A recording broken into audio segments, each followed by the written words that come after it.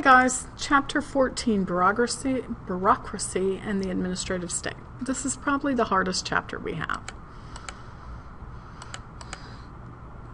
Bureaucracy, an unelected organization that carries out government policies.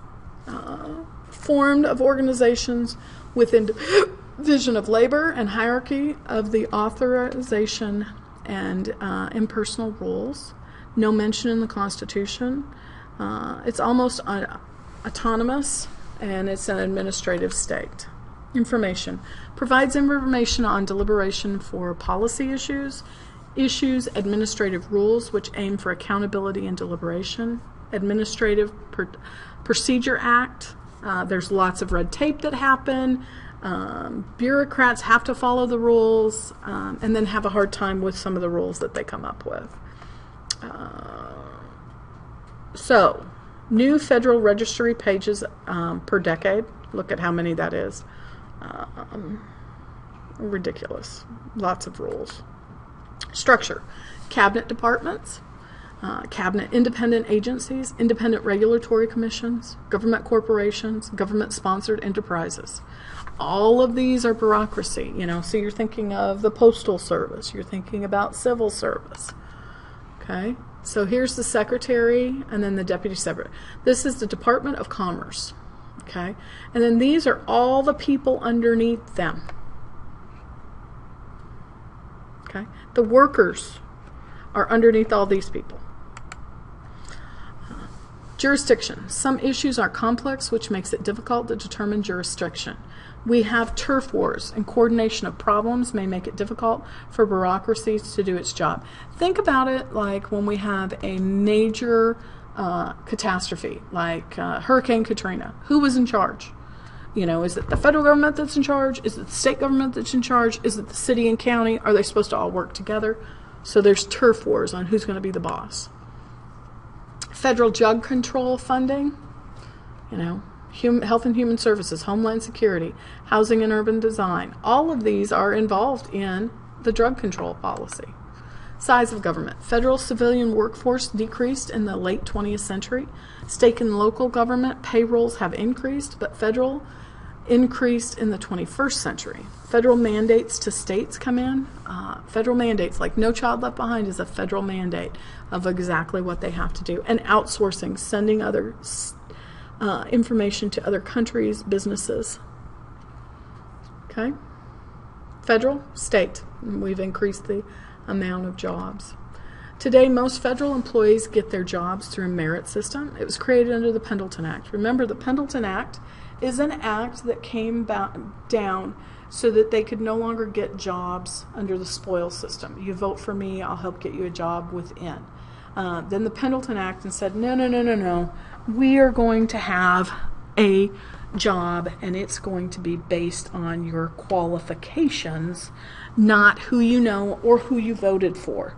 And it made civil service run much more smoothly when people were not losing their job because a new president took office. Not allowed to unionize until the mid-20th century. The Hatch Act restricts political activity of federal employees. What size bumper sticker, what size pin you could do. Can you run for public office and be working for the civil service? Those kind of things all come out. They don't want to get too bogged down on some of that. Performance. Federal employees may be released for poor work or misconduct and have the right to appeal, which may take months. Many are concerned about waste, fraud, and abuse and bureaucracy. Okay, let's go back up to federal employees. Some people say if you are a member of the government agency, you can never lose your job. That is incorrect. You can if you have a boss that wants to do the paperwork and wants to make sure they're dotting all their I's and crossing all their T's. Then you can be out of a job.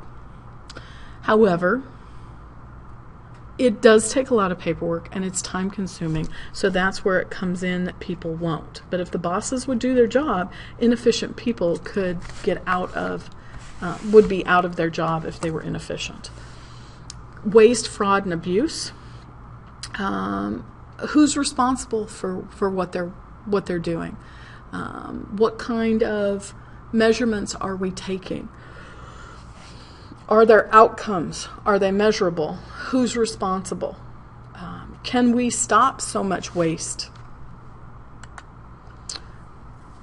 Organizational culture. If the organizational culture does not or will not adapt, future of the program may be consequences. Diverse tax may hinder maintaining a positive culture. Here's the deal. If my boss puts down a rule, I might not like it. So do I tell everybody? Do I just suck it up and do it? Or do I go above them? Those kind of things happen in a job all the time. And sometimes the wrong decision is made for a task at hand, and it takes a while until it works itself out, or you get a new boss that has a new decision. That's a picture of the Challenger. Iron triangles, network issues, and policy communities. Okay, an iron triangle. Think of a triangle. Okay, and so let's put Taco Bell at the top of the triangle. Now go to the other two ends that merge together. Okay, and let's go with the Food and Drug Administration, and then let's go with agribusinesses. Okay, those three things need to work together in order to have good regulations and good and you could take Taco Bell out and you could put something else in, any of that. We need the government to make sure food and drug is regulated so that we get good food at Taco Bell. Okay? Network issues, loose grouping of people and organizations seeking to influence policies. Goals are not always aligned or work together. Dissent and resistance. You may voice your views internally. They may go outside and work with issues with network members, and they may resist implementing a policy if they disagree with it. But that can get you fired. So think about how you're resisting when you're coming up with some of these things. Bureaucracy, a sense of citizenship. The survey of political appointees show that they perceive civil servants as responsible and competent. Civil service and political appointees appear to have a positive working relationship. Citizens as well as bureaucrats, that they're trying to do their best for their job they have. Executive branch. Two qualities for presidential appointments. You want them loyal to the president's agenda, and you want them knowledgeable. The president controls bureaucracy through drafting spending plans and reviewing drafts and rules with the OMB, Office of Budget and Management, and the OIRA, Office of Internal Regulation and Affairs. Inspector General conducts independent investigation into bureaucratic action, makes recommendations to stop waste, but it can take a long time to stop that waste, and often receives information from whistleblowers, and then they have to make sure it's true information.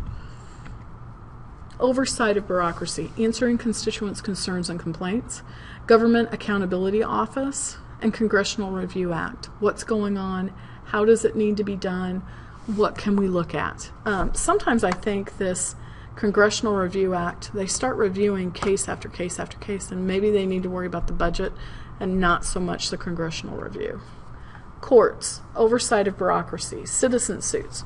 When bureaucracy cannot or will not act, citizens sue the government in order to change things.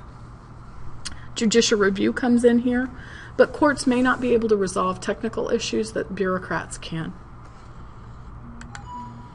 Media often overlooks the bureaucracy, but when it does cover it, coverage may be exaggerated.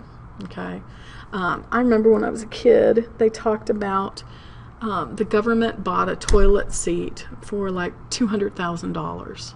And it was like, okay, you could go to the local store and buy that same toilet seat for $50. And it was people there was the waste and fraud that government contracts were coming in so high that people were really pocketing money. Interest groups may be more effective in getting the public to act on bureaucratic issues. Markets, an alternative to bureaucracy providing services or regulating citizens. Behavior would be economic incentives and outsourcing. Government by market, but less red tape means less government oversight. This became a problem with national security and what they outsource. Comparing the military and civilian bureaucracies. Military has a clear performance measure during times of war, but during times of peace uses the same measurements as civilian. Military-industrial complex has been important in American political history. Control and oversight of the military is very important. New technology may allow for more public role in deliberation. As organized culture changes, more people see civil service as a way to serve the country, more opportunity for deliberation to emerge. How you can help without going in, you know, people that work over at the military and work on the planes are still as vital as active duty people. Bureaucrats must encourage public participation.